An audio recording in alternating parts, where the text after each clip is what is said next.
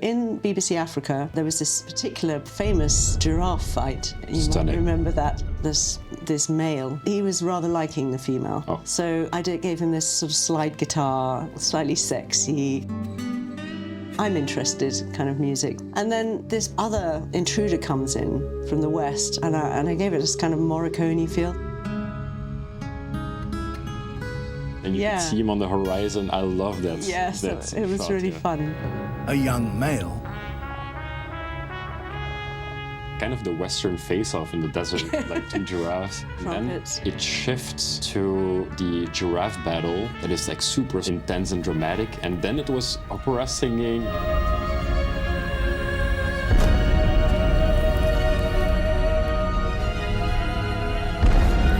The music was perfect for it as well. Thank you, I really loved doing that. It was just so brilliant. Where do you get your ideas? That's a good point. It's just really interesting. So I came round the house, it was like 1 a.m. This badger was coming the other way, and it looked at me, and it went, ah! I went, ah! And then I went off the other way, and it went, because it was nearly day? like, no, night time. It was at nighttime, yeah. Really They're late. nocturnal. Yes.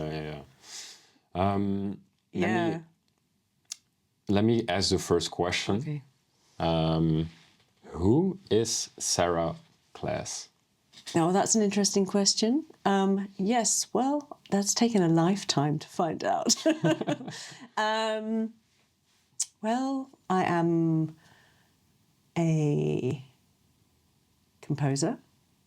That's part of my job. I'm a singer, songwriter, producer, lover of nature, lover of people. Hard in this world at the moment, but, you know, I love doing music for causes that help the environment, conservation. So I do a lot of stuff for that. And I grew up on a nature reserve, so I really feel very close to the natural world, and it's always in my heart when I am inspired to write something. That nature reserve was where? On the Isle of Wight. Oh, the Isle of Wight. Okay. Yeah. Beautiful. How does it? What should I picture? You should picture some beach, marshlands, woodlands. Is the most southern part of England or not? Yes, it is. Oh yeah. It's beautiful. You should visit. And can you go swim there in the summer? Is it? Yes. It's super. It's cold water or not? Yeah. Well, you know, by August, even September. I mean, I swim. I swim with, you know, fairly early on because I just love getting in the water. But yes, I always make a point of swimming down there. Yeah. Yeah. It's even with a little wetsuit. Sometimes depends. But summer, you know, summertime. and you would like to fine. go. You would like to go back there. You told me. After. Yes, I'd love to go back. Or one day. Cornwall. Oh, Cornwall. Yeah, love Cornwall. Yeah, I just saw the pictures. We looked at it. It looks super romantic, very picturesque, very relaxed. Yes, it's got an amazing magical atmosphere. Would you say you drew a lot of inspiration from there, from growing up there? Oh, from the Isle of Wight, Yeah. Yes, definitely. Yeah, nearly everything I do is probably infused with the backdrop of the Isle of Wight. So It's all the water, the water, the amazing woodlands, and that does make sense. It's your music is quite.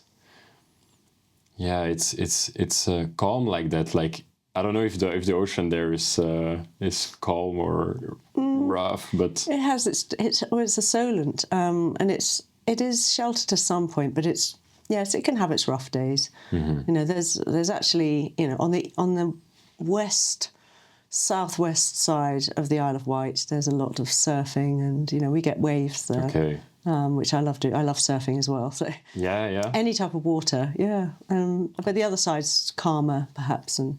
And indeed, you have calm pieces, but you can do some intense and dramatic pieces as well. And let's go into it. You composed for the BBC wildlife documentaries narrated by Sir David Attenborough. Yes. I'm thinking of the 6-part series Africa and also Madagascar. Can you tell me a little bit how that came about, those opportunities? Well, I have had a long-standing relationship with the Natural History Unit. In fact, years ago, I used to work there, and I think just it came about through knowing some of the producers and directors. But it's not just that. I had to create a couple of demos, I think, for Africa. So Africa itself, I had to pitch for that. So they had a blind pitch, and quite a few different people submitted bits of music. So we got given. I'm just trying to think how many cues that we were given. I think I know one for sure. I had to do music to the dying elephant sequence, which is, I don't know if you remember that, but it was really, really sad. She won't abandon her baby.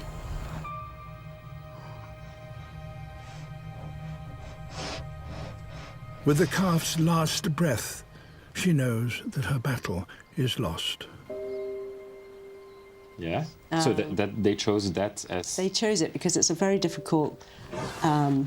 Sort of first to watch it, to get the right type of atmosphere, the right type of emotion in the music without overdoing it too much, you know. So it still has to be pleasant for the viewer, or yes, some way. It was very heartrending. It was very heartrending, and I just really, it was a lot of very held emotional strings, but they were very.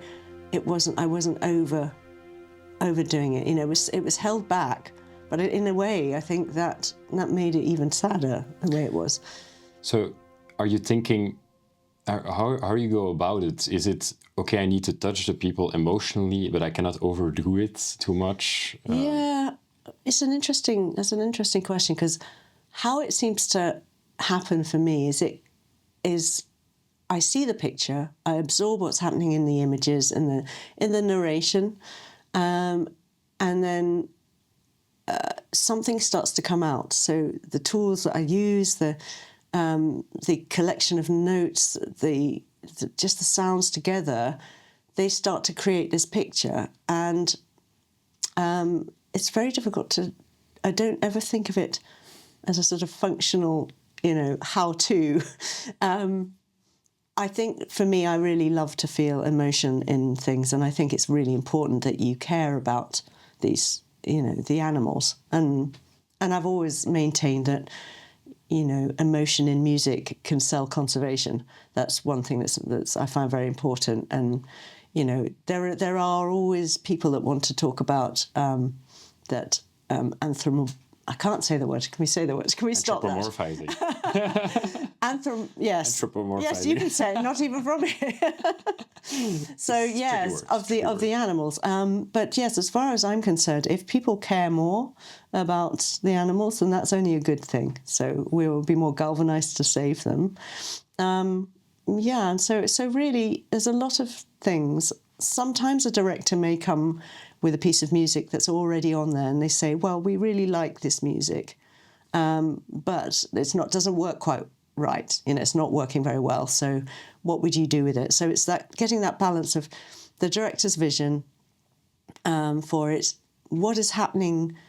There might be quite a few different layers of things going on. That animal may be in trouble, there may be danger, and depending which way you play it in the music, you can easily play up, say for a hunt sequence, or a chase sequence, you can play up the two different protagonists, whether that's a human or that's an animal, in order that people understand more what's going on, So that's a kind of unconscious thing that people probably don't know, but you have to do it in the music. So do you sometimes think about the music as being a piece of making a scene clearer to the viewer, a kind of as the narration would explain the visuals, the music explains what's happening visually better? Or I think it definitely can, because there are some very complex sections. I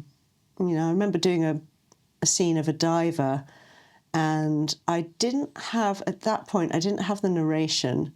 And it wasn't clear. I don't think I even had the script at that point. I think they wanted some sketches, and it was very difficult to tell that the actual there was I think it was either a shark or something was coming to attack the diver, but you couldn't see that. It was very hazy and things. So things like that could really play up, the danger in something, of course.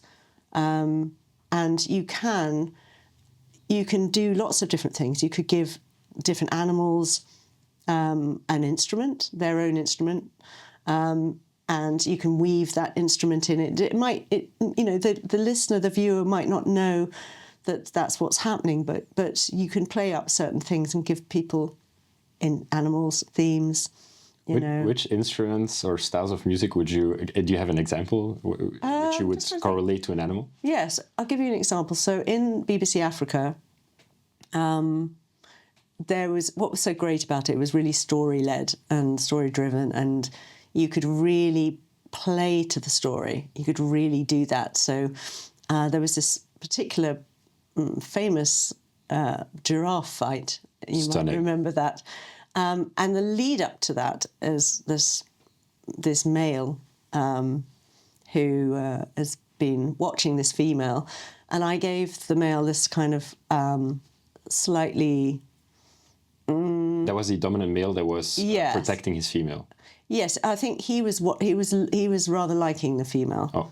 So I gave him this sort of slide guitar, slightly sexy kind of.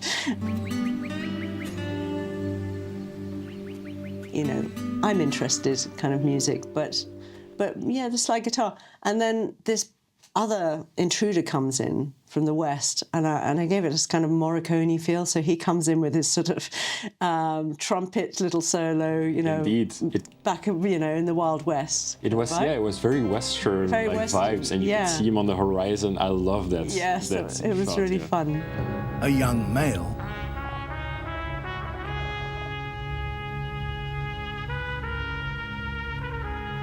And the music was perfect for it as well. Thank you. I really loved doing that. It was just so brilliant.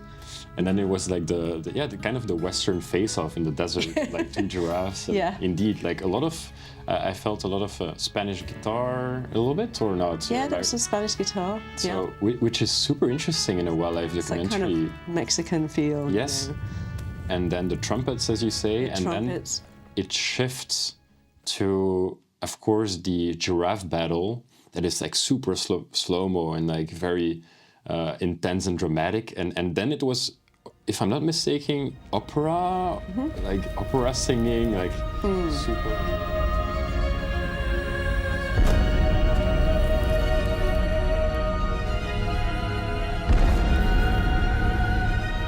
And that shift I wanted to talk about in the Africa series, or even in one episode, the music genres shift so much from very subtle background music to intense and dramatic, like that giraffe sequence, to sometimes complete silence, only the sounds of nature. How do you choose which approach to use when, and how does the collaboration work with the production team? Well, that's always a thing you have to get into balance, because there are, there are a lot of people that like lots of music. For example, the American market, they love loads of music, and it's interesting. I think that's great, but I think it's really important to. It's great when you've got a director with a certain kind of thought processes that that they want to be able to create this, just a harmony within everything. And it's great when they can understand how silence can be really powerful. And I think natural sounds and silence are just wonderful. We are in a very, very busy, loud world. And we don't need to always be filling every little space with music, And particularly with nature, you just want to watch the animal. So really, it's that conversation you have at the beginning. I go through the film with the director, and we sit down, and it's called spotting. So you sit down and you decide where you want all the music to go, and then you go back through it, and very often you might write the music. You know, at that point, when at the very beginning you're thinking of space and things, but sometimes, you know, you might just drop a whole cue out of it because, you know, a whole section of music, because it's actually quite nice to just have natural sounds. I mean, for me, it's really important because if you've had a lot of music, then you need a break. You need to let your ears break and just, you know, it's always very, very tempting to fill it with more stuff. But I think, you know, you have to balance the narration, the sounds, the music, and you know, how do you go about it? So in the beginning, you get the visuals, and do you get the narration as well, or is that? Yeah, usually you would get some kind of narration. If it's not originally, if it's not with the presenter just yet, you'll get a scratch commentary. Okay. Of just, yes, everything you need to know, where it should be. So it gives you an idea. So basically, what you would get as a composer of a wildlife documentary is the finished product without the music? Oh, yes, I would. Well, sometimes, mostly I will get a film that has some kind of music on it already. So these are called temporary tracks or guide tracks. And I would go through and just look at that music and think, what's great about that music? Why have they got it? You know, with a director, and have a discussion. It's like, what's it doing here? Is it actually saying very much? The director might say, well, I really love the strings in this. I like the kind of heavy metal feel, but I don't like the jazz. Or, you know, there's things that you put in that you can make everybody happy. But at the same time, it depends. The director might have a style that they want to work with, yeah, it depends. So at that point, you just discuss whether this music that's there already is working. And they would choose it from different from other wildlife documentaries. Yes. They would. Yeah. Okay. No, the music that they get comes from everywhere. Okay. You know? I mean, I've had to work with all sorts of stuff. I remember doing a BBC show, and it was called. Hang on, it'll come to me. They had a lot of Fifth Element from the film Fifth Element in there, and you know, the editor was particularly good with music, and he was very, very good at sort of putting the right music in. So I was thinking, oh right, okay. So it's emulating something that had that feel, but obviously bringing my own music to it. But they'll find it from anywhere. Okay, anywhere. That's okay. I never knew this. And Yeah. do you play around with the natural sounds of the shots that they put in, combining that with the music sometimes? Sometimes. Rhythmically, or? Yeah, sometimes. Sometimes I'll get some audio, or if they've been out in the fields and they've recorded, for example, I don't know, some African singing, or maybe there's a really interesting rhythm of some animal that you could take that, sample that, and then maybe make something with that. You know, there's all sorts of crazy stuff you can do. Yeah, wow. Have you done that? Yes, I've taken sounds from, just trying to think of a good example for you, actually. But I was more thinking... Yes. I was more thinking about, for example, rhythmically cueing a sound. Well, I'm speaking a little bit from my experience, but it's more like YouTube videos. But I play a lot around with the rhythm of the sequences, like for example, from one scene to the other, and have it on a bass, or have the music, or have the scenes play on the music's rhythm, basically. So yes. First you have you would cut to it. Cutting to it. Kind of. So you have the finished product, you put in the music, but then you'll also edit the visuals to the music as well. Yes. So and also the sounds of the animals. Like, for example, there is a moment of silence in the music, then you put in the sound of that animal, then it goes to the music again. But I don't know if... Yeah, no. Well, however all of that comes together, I do things like, I will put in some rhythmic elements, something I'll also find samples that sound kind of similar, you know, and amp up what the animal's doing. So, you know, I'm just trying. I can't really trying to think of a good example, but you know, if there's an otter breaking, you know, something on a stone, a shell on a stone, they're little pebbles. You might want to, you know, you might want to do something. If there's a rhythm in that, it depends. If there's some humour in it, you know, you can play that up. You know. Exactly. I did one time. What I did do once is.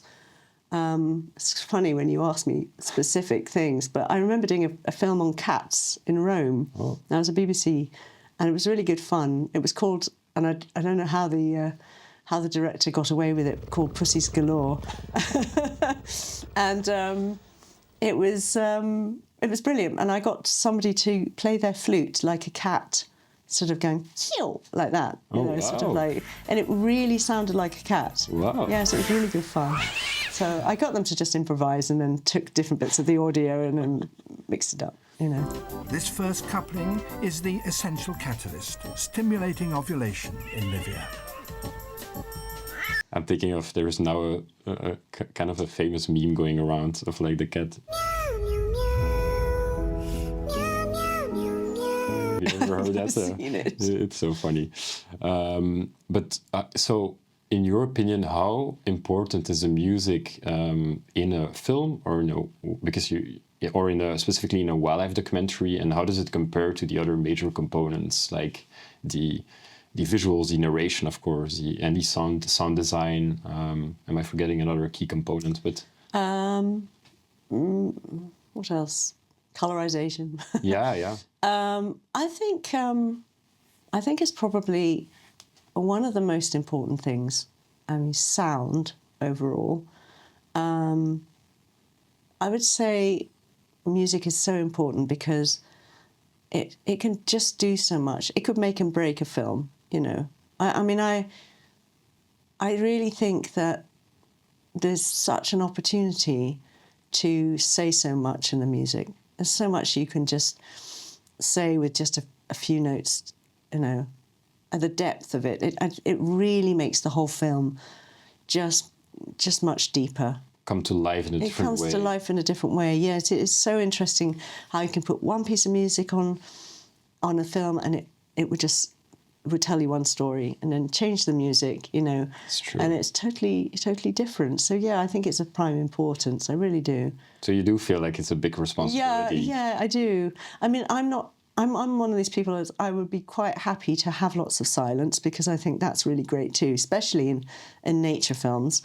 But you know, I think it's very interesting when you know, and I'm just trying to think of an example where there's no music at all. Do you work more on feeling and on emotion? Because I am asking you a little bit like these dissective questions about how your approach is. It's interesting. You're maybe a little bit, you're much more like working emotionally and just seeing what comes. Or I'm very analytic and strategic with what I do, to be totally honest. Yeah. So maybe. There are things that you can. There are things that you can employ musically. I don't like my ears to be bored. So when I you know, everything does come up instinctively. So when I write, it's an instinctive thing, and I always hope that I've hit the nail on the head musically with things. You sometimes there's your instinct, but there are some other things that, you know, you can review it and look and think, well, actually it'd be quite nice to add, I don't know, an extra drum in there or another element of some kind. But it is instinctive. But there are methods of that do heighten emotion more. So, for example, you know, I do like to use a nice mix of the minor key with certain things, certain key changes, you know, make things much more heightened emotionally. If it's all happy, then and obviously it depends. It's just something that connects you to the picture, connects you to what's going on, you know. Mm-hmm. And as I say, that can be so many different levels. Where do you do that through the music? Sorry? And you can do all of that through music. Yeah. For sure. And where do you? I always wanted to ask this to a composer or a musician. Like, where do you get your ideas? Is it just? Do they just come to you in a dream or on a walk or in the shower, or do your best ideas happen when you're sitting down, fully focused, composing? That's a good point. No, they don't always sit. Not when. I mean, there's nothing like a deadline to make you come up with things. But for example, it's just really interesting. So a couple of years ago, I got asked to write a piece of music for the King's Coronation, our Yes. king, which is Quite the pretty honour. amazing. Yes, it was a real honour. And so when I had the phone call, and I was, I was told that I was chosen to do, one of the 12 composers chosen to do this. I just, I think it was that day, an idea came into my head. It just came into my head, and it ended up being the piece that Pretty Yende sang, an opera piece. It's an opera piece, and it's Yes. beautiful. It's and it's so different. But yeah, continue. Oh, thank you. Yes, so different to everything else. Yeah, right.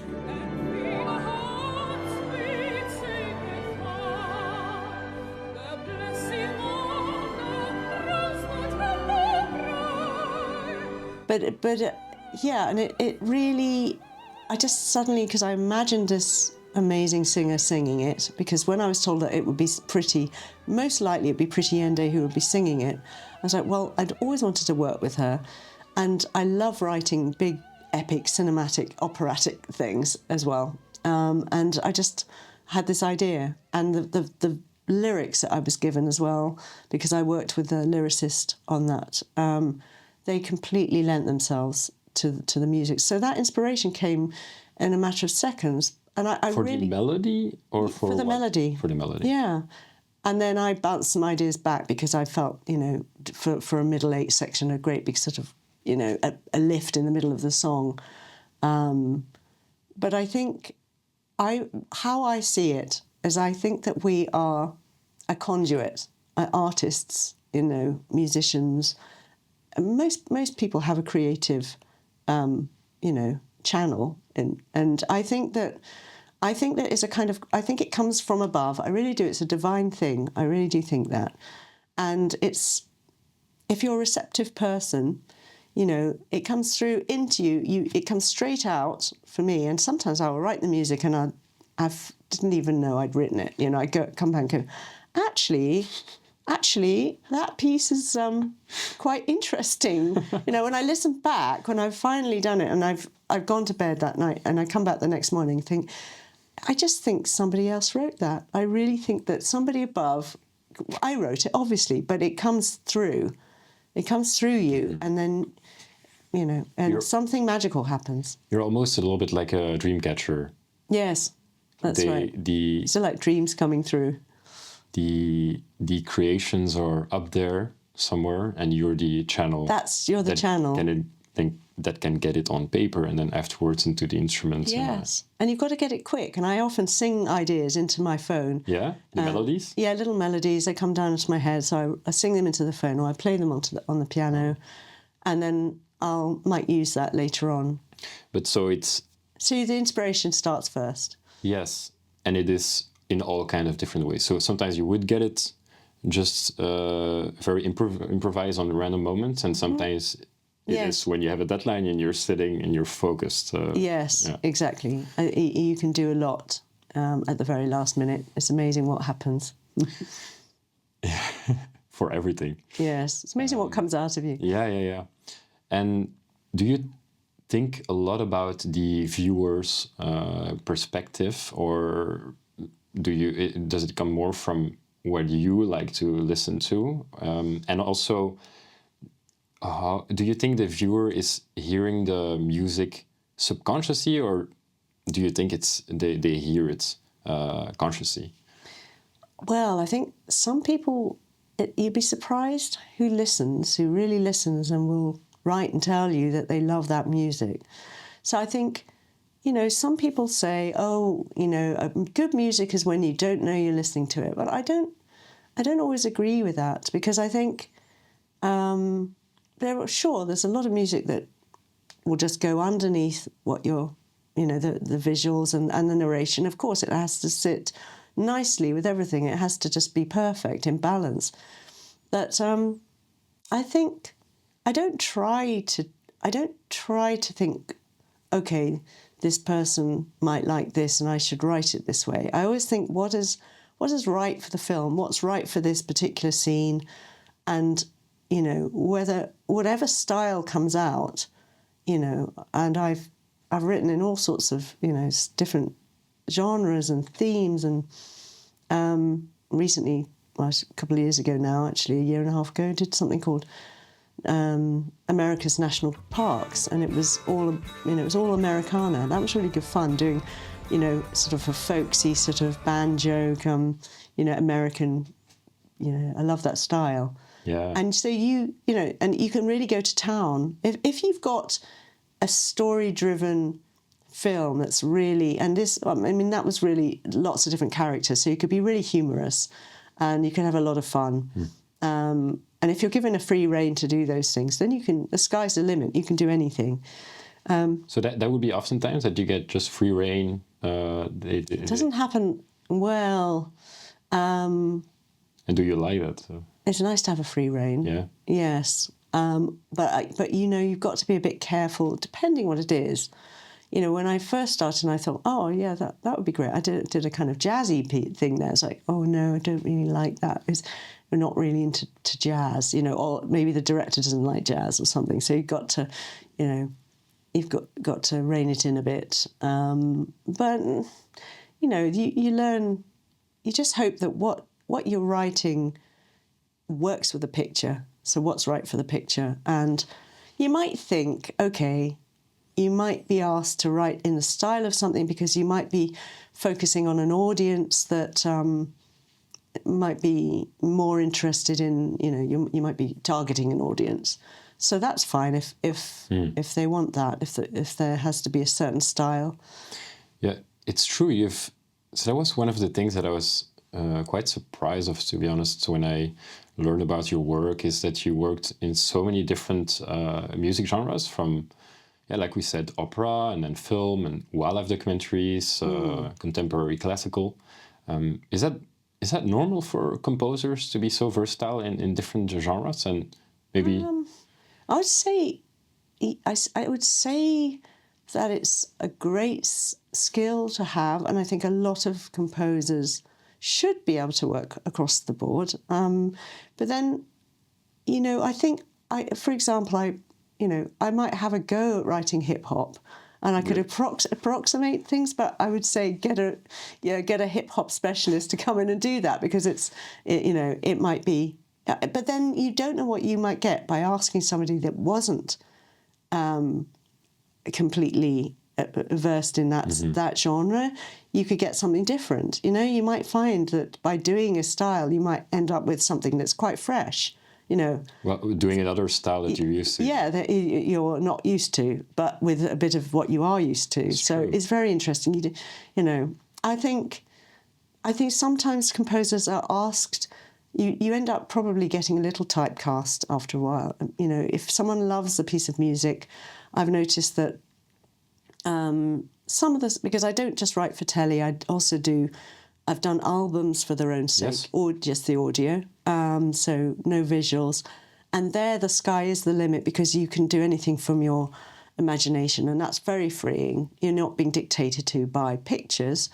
It's different. I love the confines, or the freedom of a picture, because they're both. They give you a kind of certain parameters, but at the same time, there is freedom within those parameters. You're doing the tango with the visuals. It's like a collaborative piece almost, with the animals and or with whatever the visuals are showing. And indeed, I never thought about that. And with some of the albums that you did, you only would maybe have the vocals, the artists to tango with, and sometimes nothing. Sometimes it's only there is not even like. I guess you're telling a story through the lyrics. It depends what it is. If I'm just writing a piece for its own sake, I will be inspired by that, and then For example, an album I wrote, Natural High, was all about nature, different aspects of nature, but sort of mythology. And there was a piece called Suraya Ivayu, which is the sun and the wind. And it was, a kind of the story about the sun warming the traveller to take his coat off, but the wind tried to blow it off, by force, kind of thing. So in that way, you've got a title. So somebody might go, "Oh, right, that's interesting. I wonder what that's about." And that was just an orchestral piece with violin and cello doing the two characters. With lyrics, you're telling a story. So that's a different way of kind of having that element to it and thinking about what you're projecting. Mm-hmm. It's great, though. They're all great. All these different ways of making music. It's lovely. Yeah. But so you would say that it's normal, or that it's something for composers to be able to be versatile like that? I think composers should be. It's fairly normal for most composers to be. Okay. I was going to say that sometimes you might, someone might hear a piece of music they love, and I've had it put as a temp track, my own music, put it as a temp track when I've got it, the film, and it's like, we want something like that, and I've had that 3 times. And that was really interesting. It's a piece called Aurora, and I love writing it. But you get that thing. Well, I need to do something different here because for yourself, just for yourself. Yes, exactly. You don't want to be churning out the same things. So people might think I'm only classical, but I was trained in sort of classical, but jazz, and then all influences from everywhere. Yeah. One of the What were you trained in? So in classical music? I brought up classically. Okay. And then... How did that happen, actually? Young Sarah, making music? My father, he's really, really inspirational. He got me on the piano very young, 4, and taught me the piano. And then when I was 9, I went to a piano teacher. And yes, he always encouraged us and always played classical music. We weren't, I don't think they really approved of pop music that much. My mother loved the Beatles and things. My father was loved 40s music, Ivor Novello and, all sorts of that style, but classical, classical was the thing. So I was really glad that was brought up classically, because I think it enabled me to appreciate classical music more easily from a younger age. And that sort of informed more of my musicality, I think. But I was probably a strange child. I kind of got into jazz piano when I was in my, from my early teens.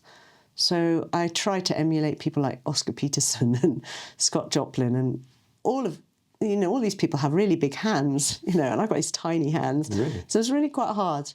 So I thought I wanted to be a jazz pianist when I first Wait, so you need started. Big hands to play certain types of jazz, or all jazz? Big tense, that stretches and leaps and things. So for me, it was hard to start loving somebody like Oscar Peterson and trying to play his music, because... Did you have tiny child hands, or just your hands? Yeah, I had tiny child hands as well, and tiny hands now. So, yeah. Never thought about that. Okay. No, you have to think about these things. Easier for the guitar, perhaps. I played guitar when I was a child. You've got good sized hands. Yeah, but piano, I never tried. I never thought about it. But indeed, yeah. So it's actually one of the questions that from my mother. She was wondering what music means to you, and also how it links to nature. What's your connection with music and nature? It's a very good question, actually. Yeah, it's something that I would might need to think about that. It's because it is, music, nature, my two biggest loves, and the spirituality, I think, between the two. I think it's the connectiveness, the groundedness, the non-judgmental thing about nature, that nature just is. It's got this unashamedly sort of character of this is me. It's authentic. And I think that's what I love about nature. And I think music goes hand in hand so much with nature, because I think it's another very affecting medium, because of the the feeling. So when you go out into nature, you can just really uplift you. You know, stand on the top of a hill, look out to the ocean, and you know, it's all those negative ions bouncing around, and it makes you feel good. I think that ability of nature, in its simplicity and its rawness, does that. Music can be more manipulating, of course, because of, you know, you hear a sad piece of music, an angry piece of music, that can make you feel you have turmoil inside. But music has the same ability to affect you, change the mood, and uplift you, take away depression. It's just an amazing thing. And I think, for me, they're very closely linked because, you know, I think musically it inspires me, nature inspires me. That's probably the biggest inspiration, actually. Trees, water, it just pours that energy into my soul, if you like, and it's just, you know, something I fall back on. So if I'm feeling really low, I will think about my childhood and how, you know, I just spent time wandering on the beach on my own, you know, through the woods, playing with, you know, pressing flowers, do all sorts of things, you know, that I just love doing. They're very closely linked. They are, for me anyway. It does make sense how some types of melodies can make you sad, make you really happy. It does affect you in a big way, music, but nature as well, because if it's super windy and it's raining, it's going to make you a certain way. People are very, and me, myself included, are very affected by sunshine or no sunshine in my mood. But if you're walking in a dark forest at night, it can also make you scared, just like how music can do that, I guess, but in a less obvious way. It's not like somebody's verbally making you feel happy or it's a subtle way. Yes, it's a subtle way. I think it's all energies. It's all energies, and you know, the way that the vibration of music can affect our cells, a cellular level. It's very clever how it does that. And I think, you know, so much more research needs to be done. There's a lot of research has been done already. Thinking about it now, there has been studies about cognitive capacity and how it can be affected by music. Classical music, I think, has a good effect on it. It does. Do you know a little bit about those studies? Are there? I've heard of this, that it does make people's learning better, their focus better. Other types of like empirical evidence of music affecting humans in a certain way? I don't know. There's lots. There's lots. It's because I think that, I'll tell you one of the things that's interesting about it is that actually one thing I did my dissertation on was about how we are all interconnected, because music, you know, the harmonic series in one note. So when you play a note, there will be all of these harmonies. A lot of them you can't hear. You might hear the first few and the rest you can't hear. And that harmonic series has been found to be in the green of plants, in chlorophyll. It's in the orbits of the planets. It's in our DNA. There are links to all of this that totally corresponds to the harmonic series. So when you think we're actually receptors and receptive to noise and sound, you know, it can destroy us as well. Can you define a harmonic series a bit? Okay, so the harmonic series. So when you hear a note, let's say, any note will be resonating at a certain frequency, and that note will have these overtones in it. And it starts, I won't be able to do them all, but it'll be da da da da da da da, and then it goes really high. You know, all of these, maybe dogs can hear them, but one note that's vibrating like that will have these in that sequence that I sang, resonating above it, vibrating above it. So there's this correlation. That would be the dominant note that you hear. Yeah, you'll hear all of those. That note there is made up of all of those Oh, okay. harmonics. Like a color is made up of many different colors. Yes, exactly. Okay, and then you have a dominant one.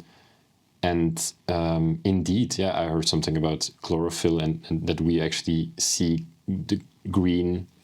We see one of the colors that we see the biggest spectrum in, I guess, is green. Apparently, we see the most nuances right? in the color of green, which would make sense. Which is my favorite color. Yeah, Yes. it would make sense from a hunter-gatherer standpoint that is a color that we would see the most nuances in for like choosing medicine and stuff like that. I heard it from somebody. Yes. Maybe it could be totally wrong, but it does make sense. But okay, so that is kind of a harmonic series that you described.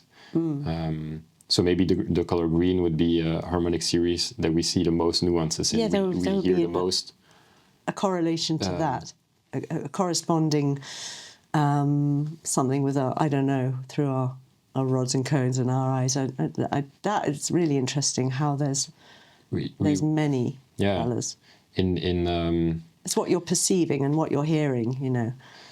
And yeah, indeed, one of your music, which honestly I'm a big fan of. I listened to, for example, the album Cantamus. Am I pronouncing that correctly? Yes, that was Aurora. Yeah, I mentioned earlier. Yeah, I was wondering, but the album is called Cantamus. That's right, Cantamus Aurora.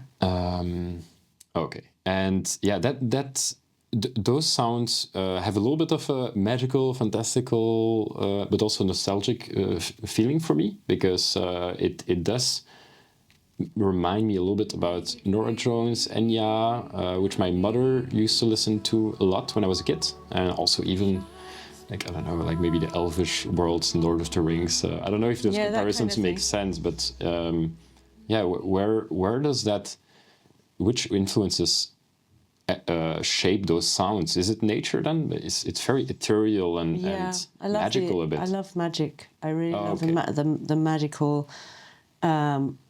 Well, I'm quite a spiritual person, and I think that I wanted to do Aurora, for example. The first piece might be the one you're hearing, because that had some electronic. How is it called? Oh, it's called Aurora. Aurora, yes. That was the only one I think that had electronic, things, sonorities in it.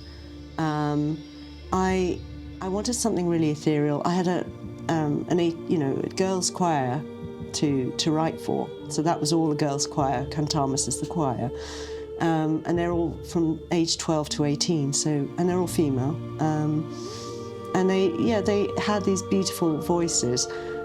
For me, I wanted to have something, because the Aurora is a very magical thing, isn't it? It's a very sort of mystical thing, and when you watch it, you're very transformed. We're talking about the Aurora Borealis. Oh yeah. Yes.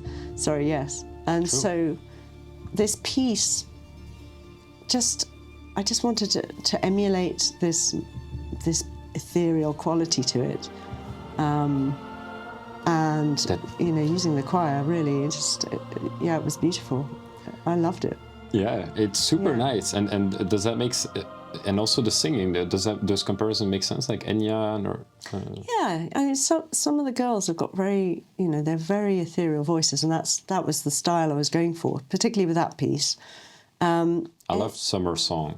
Yeah, that was, I love Summer Song. Yeah, that's a good one. I'm actually singing that one now. Yeah? Yes, because then I wasn't singing as much, and I've just re-recorded Summer Song. It's going on my new album.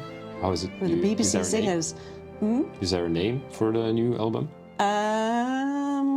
There will be a name. Yeah, you don't have to. Yes, but it's coming.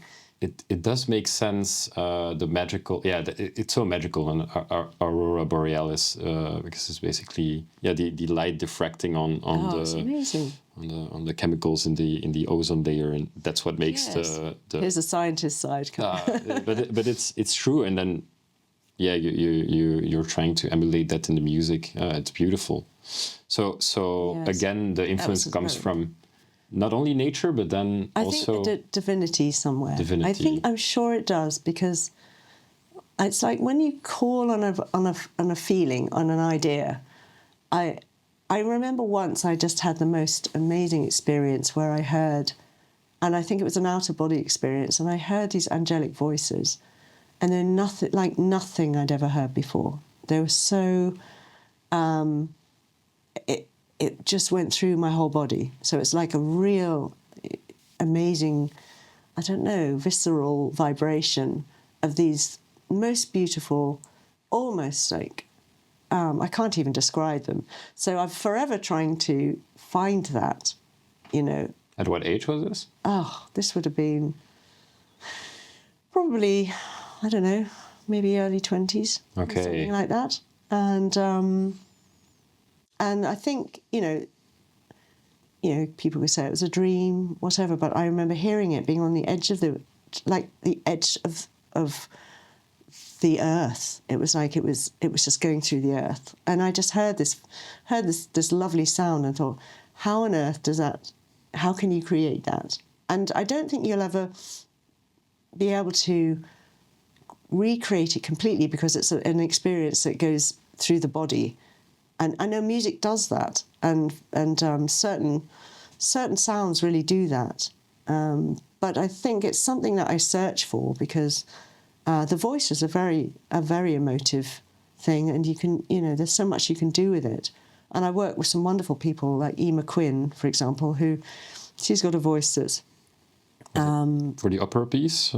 More ethereal. Yeah. She's No, got I more of remember an ethereal voice, pure, very pure tone. Beautiful. Really beautiful. Yeah. And we work together. I was thinking of the opera piece for Your New King that you made, which was also like a yes, amazing voice. amazing voice. Was that the first time you wrote opera? No, I've done some other pieces. But which is your favorite? First time, I suppose that was, yeah. Which is your favorite genre? Oh, that's very difficult. I tell you what really moves me is writing. I do love that kind of cinematic, sort of epic cinematic music. But I love the voice. I love the more intimate style of music too, but it's almost getting that intimacy through the epic. I can't really describe it. So it's like and whatever the genre. depth in whatever genre. To me, melody is everything. And if I can happen upon a melody that really affects me, I hope it would really affect others as well. And I think, sometimes I really find it's very cathartic, writing music, especially for yourself, things that you've written for yourself that, you listen back and think, probably I'm writing some healing music subconsciously to make myself feel better for that given moment. Okay. There's probably that happening as well. Especially if you listen to a piece and it's not of you anymore and you've written it, and you listen back and think, actually, I'm enjoying this. I don't know why I've written this. And of course I should enjoy it because I've written it, but you listen to it with different ears sometimes. No, but it's super important because you would hear creatives never being happy about their work. But I think it's... Are you happy with yours? When I just made it, and maybe a little bit after that, but sometimes, maybe after a year or two, when you kind of improved on your skill, then I would like it less. It's funny, isn't it? Sometimes you look back and you go, that was awful. But sometimes you look back and think, I wrote that 20 years ago, and actually that's really good. It's still good today. That's nice. That's very nice when that happens. It doesn't happen that often. You think, I could have mixed that better, or I could have done that better, Yeah, for me, it's also a lot about the gear. I was using my first videos. I was just using this camera actually, and the audio recording on this camera, like nothing, no microphone or anything like that. Just the camera's recording of the voice, and it was like too far away. The waves bashing, I was sitting on a beach, it's a horrible sound. But back then I don't have a education in it, so for me it was all a difficult thing, trial and error. And just learning via YouTube. So a lot about those things, like the quality. I used to shoot another camera as well. So it's more about that as well. Yeah. But in everything, I feel like I'm very much in the early phases. I still have to learn a lot. So Well, the videos I've seen are amazing. thank you. But yeah, when I just made it, I think that's the most important, of course. Otherwise, I wouldn't do it. But when I'm creating it in the moment, that's when I'll be stopping with the process of creation when I'm like, okay, this is nice, this is good. Of course, then I'll be happy about it, and maybe just when I release it. But yeah, It's great when you've done a piece of music and you just feel so excited because it's got, it really lifts you and goes somewhere, and you feel like this is great, and then you might like listen to it again and think, oh, maybe not so sure, you think sometimes, but mostly it's like when you get a really hooky chorus for something, or something that really. but I don't make the music. Huh? You're talking about yourself. I'm talking about myself. I use music that from websites, and then I'll mix them. That's it. Or sometimes I do play around with it a lot to my surprise sometimes. So you can like mix things that you just found. Yeah. But for me, it's super important. I'm very, very, like you said, it's such an important part of the video, of a wildlife video.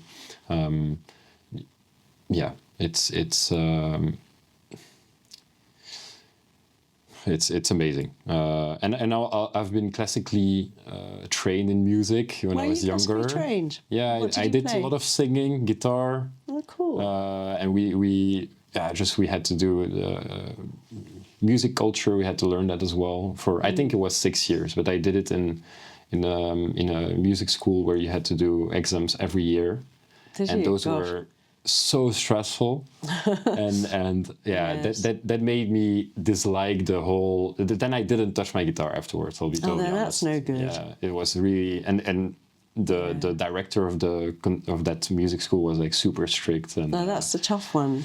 Yeah. But I hear that a lot about people that start music when they're young and they do it in the classical academic way, and they lose the love for it. It's not organic anymore. That's true. Most people stop playing their instrument after that once they finish. And they always regret it. They always say, "I wish I could."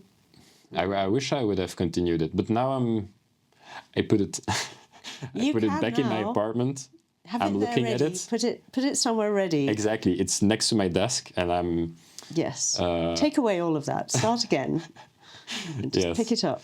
It would be nice. I do love. Actually, I do love to sing the last couple of years, but it's more like country actually. Oh, nice! I like country. Yeah, because those tones are very easy to hit as a man, with my voice. They're not that hard. It's amazing though what you can do with your voice. So, if you think you can't, reach these notes, you just have to practice a few different scales, practice the piece, or practice getting to those notes. Just when you know how, you'll be surprised. Your voice will just change. Yeah. Did you sing when you were younger as well? Then? Not much. No, I mean I sang to myself, and I didn't really pick up singing till later. So I played piano because my father was brilliant in getting me on the piano. He had a clarinet, so I learned clarinet. But again, you were saying about the strictness of your teacher. I had quite a fairly uninspiring teacher who I didn't really enjoy going to the lessons that much. Yeah. And I mean, my piano teacher was quite strict, and I had moments where I was a bit scared of my piano teacher, being from a young age. But luckily, it didn't stop me. I'd already was on the path because my father had already got me going. So there wasn't that horrible awkwardness. I mean, I'm really grateful to my father because he would get me and my sister up before school every day, just do 20 minutes of practice in the morning, then it was done for the day. So you didn't remember that horrible awkwardness of playing and practicing and learning as much because it was done. So you'd get the practice out of the way so there wouldn't be, there'd be time for your homework later on, things like that. Wow. So, he was good in that way. And I, thanks to him, I have a level of proficiency on the piano that I can fall back on, which is brilliant. It's amazing. The first thing you did when you woke up. I'd go and sit and play. Wow. Yes. yeah, that before breakfast. that probably shaped you quite a lot. I think so, yeah. You worked also on more of like conservation projects, like Terra Carta and the World Land Trust. Can you tell me a little bit more about those projects and how you see music as a tool for conservation and wildlife awareness? Yes, a while back now, I did my first album, which was kind of, then it was a bit Americana folk, and I recorded it out in LA, and and I really wanted to find a wildlife charity that I could work with, and through the music. At that point, it was more in order to to donate to through the music, sales and music, and affiliate myself with, and I looked through many of them, because obviously I grew up on this nature reserve, and I really, it meant a lot to me, and I just again wanted to meld my music with conservation somehow. And I thought this, perhaps by when I had my first CD, this would be a way to do it. And I reached out to the World Land Trust because they seemed to be just doing so much, and they had, fairly small resources. They had been going, I think, since 1989. They weren't a company that, like a big rainforest company, like sort of, I think Sting works with. I think it was, I can't remember whether it's which rainforest, but I was looking at something that helped species, that helped land and rainforest and other habitats, and they popped up because and Sir David Attenborough was their patron. So I thought, oh well, Sir David Attenborough is their patron, and actually Their ambassador a little bit. Yes, he was their patron. Also, now Steve Backshall is one of their patrons, and as another couple. What does that mean, patron? It means really their patron. It's the head, like their. How can you describe a? Is it an ambassador? Yeah, it's like an ambassador. Really, it's like an ambassador, Okay. but it's higher up, if you know what I mean. Okay. It's sort of being the face of this conservation charity, endorsement, I suppose. I wrote to them and I explained that I would love to somehow work with them, and this is what I did, and through my composing, through my singing, songwriting, and they wrote back and said, well, we would love that. We think the best way to do this would, after a few conversations, would to be make you an ambassador, because I want to be able to say, this is what I'm doing. This trust is amazing, because the reason I love them so much is that they've just saved so much land over the last, well, I think it's, since 1989, it's over, I think it's now over 3 million acres of land. Wow. And they just go from strength to strength. They work with partnership organisations. So in, for example, Brazil, they work with, an organisation there that makes sure that this land gets saved, it gets bought, and then it's protected forever, essentially, forever. And so I just started to write music for them, scores for their campaigns. So it's developed now into a really lovely relationship where they have a big campaign every year. They have a few, but they'll have a new campaign which is called usually Big Match Fortnight. So these big investors will match anybody's donation who donate over a 2-week period for whatever. So I did this very big piece called Resonate, which is on my latest album. And I recorded an orchestra with that. I got funding from the Arts Council for it. And the World Land Trust worked with me in order to get this piece of music to its final point. And we got a beautiful video together. I cut the video. Wow. Actually, someone else cut that one, but I I got a lot of the footage, worked with them for footage, found extra footage of the animals from this very endangered area of Guatemala called Laguna Grande, which is just marshland, some woodland, beach, and there's lots of The song is called Resonate. A piece is called Resonate, and it's a cello and orchestra piece, and it's very, very affecting.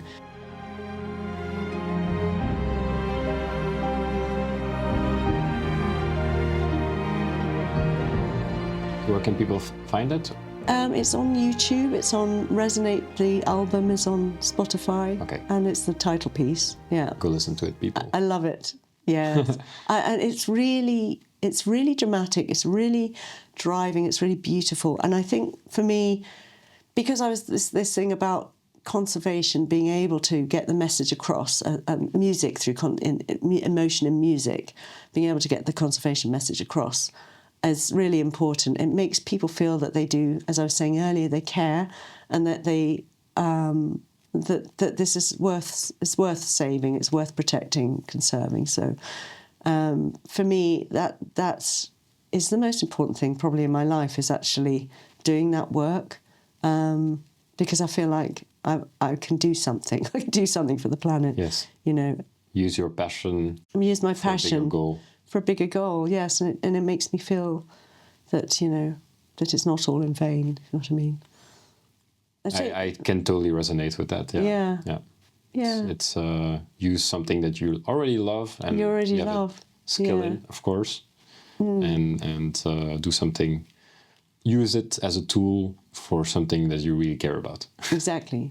And so that's, you know, leading on from what you asked me about terracotta, that project came about. So that was with the then Prince of Wales. And I sat down one day because I'd heard about his terracotta project and sustainable markets. It's about the value of nature within the economy, really. It's the value of nature within the private sector. How it, of course, it affects everybody. You know, it's nature is the driving force of our economy.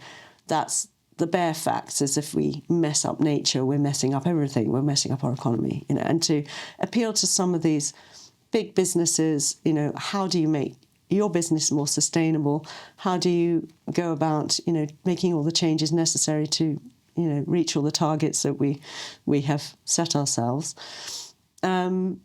So that was really important. And when I read about it, I was just so amazed that what he was doing. You know, he was also helping underwrite businesses. For example, there was this lady in India that had discovered an incredible way of cleaning water, because water is a big issue.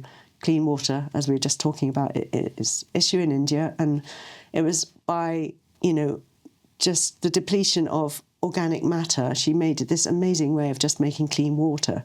And there was another guy that was created a plastic that was biodegradable and would go back into the earth after about a year, and it would actually be good for the earth when it actually went back into the earth. So all of these people with these innovative ideas, he was helping. So The Prince of Wales. The Prince of Wales, yes, before he was King Charles. Yeah, indeed. Yeah, and well, I always think of him as Prince Charles. Outside of the UK, maybe not everybody knows that, but yeah. Yes. So Prince of Wales became King Charles III now. Yeah. Yes, the third.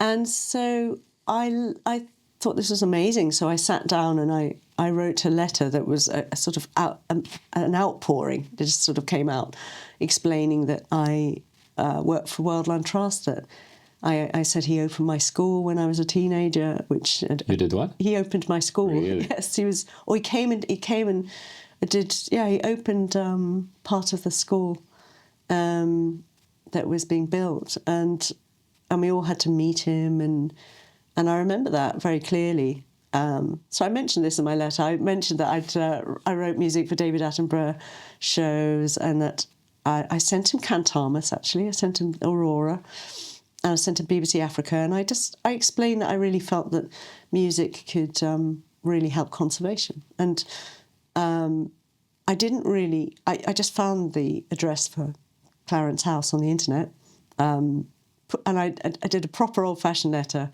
I put CDs in, and I thought, well, you might still have a CD player. This was a couple of years ago, 4 years ago, actually, 2020.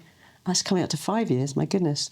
So, yeah, and I put it in the postbox and I didn't think any more about it. I thought, that's it. You know, I didn't even, I just thought I needed to at least write and make the effort. I didn't really ask him very much. I just congratulated him on his project, and I can't remember if I said if there's any way of I could be of assistance. I'm not sure.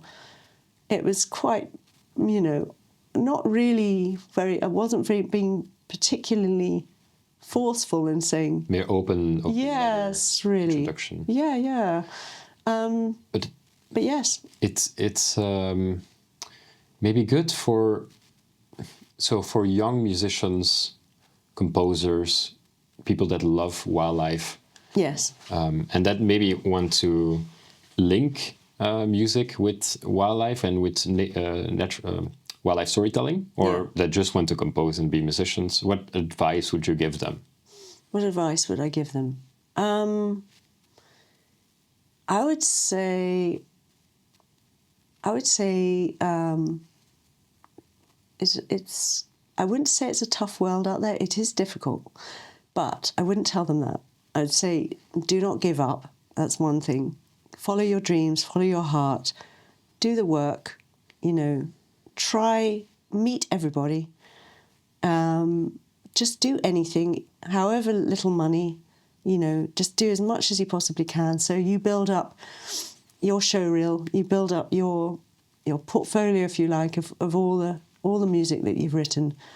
I would say keep faith in yourself, because that's really, really important, because, you know, these things take time. You might be lucky enough to just walk into a job, you know, but for me, it wasn't easy. You know, I had to really get, you know, to be taken seriously, I had to kiss a lot of frogs, if you know what I mean. Not literally, but I had to go to everybody's office. I didn't kiss anyone.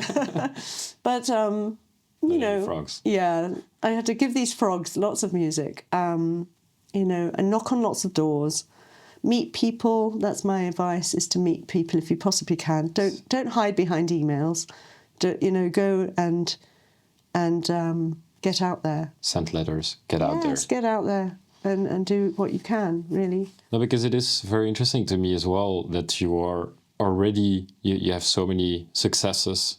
You won awards, and then you still send a letter with your CDs to somebody, and it's really important, I think, right? Yes. To continuously do that. And certainly when you're starting off, to just send... get out, yeah, like you said, get out there. I will tell you, I sent kiss frogs, but figuratively. Yes, figuratively kiss frogs. There's truth to that. But yes, I sent at least 200 CDs. I mean, I found possibly years ago, I kept all these letters. That's before, you know, the internet was like completely everywhere, and emails. That's the thing.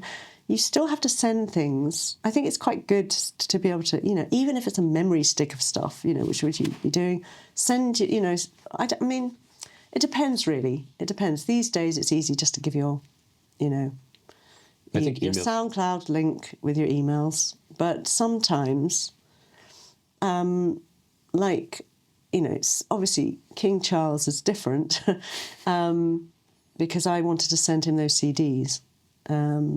But I think sometimes people, you know, do appreciate, a vinyl these days, you know, if you got that. Yeah. Send a sample. Send a sample. It's difficult. It's more difficult these days in some ways because you're not... Emails, everyone gets so many emails, you know. That's true. Deluged by emails. So if you can try to stand out, be persistent in a nice way. That's another thing I would say. But it's important as well. Like you said, not to give up, be persistent. Be persistent, you know. Okay. Sarah, where can people follow your journey and hear and see your work? Well, I have a website, sarahclass.com, and I've got music on Instagram, Spotify, Apple Music, all the platforms. Good point, actually. They're all a bit different. Sarah Dot Class is some of them. But yes, Okay. you can find me on Instagram. Yeah, yeah. Yeah. SoundCloud, I heard a lot of your stuff on Spotify as well, Sarah Class. Yes, So, but there's lots on Spotify. yeah. Yeah, there's film music and all sorts of things. Thank you so much for doing this. a And pleasure. continuing your work and doing what you do for wildlife. It's amazing. Yeah. No, thanks, Matthias. I really appreciate the interview. It's lovely to speak to you. All right. A Same. fellow creative. All right. Cheers, guys. See you in the next episode. Bye-bye.